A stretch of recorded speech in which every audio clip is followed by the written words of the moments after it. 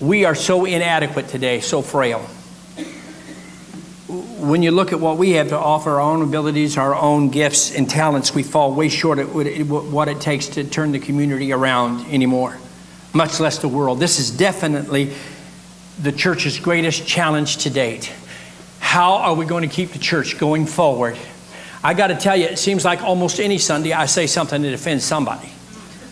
But I'm going to be an offense until the Lord comes. I want you to know that. As long as I'm preaching, I'm going to be an offense to somebody. I know that. But in the midst of all of this aggravation, we have never been so close to the coming of the Lord as well. So lift up your heads and rejoice.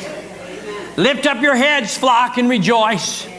Because the thing is, never has there been such a need for the church in the world as there is today. There has to be a place where people can run to and cry out sanctuary. I'm tired of what's on the outside. I want to hear what God has to say. I want to hear the old stuff of John 3:16. I want to hear that old stuff. I believe it, I believe it, I believe it, and I will not forbear. I believe it. It is shut up in me, and I'll come. And by the way, this church will be filled before the rapture of the coming of the Lord. I want you to know that, because there's enough people on the outside that's saying, I want to go back to the old-fashioned place where the gospel is still preached. By the way, at the same time, just let me throw this out there. I believe with all of my heart that when you're forgiven of your sins, whatever your past was, it is forever gone. And there are people that will go out of their way to send me notices about somebody that did something in the past and say that's an awful thing. Just let me tell you something. There is no need for a preacher preaching about redemption if you don't know how to forgive,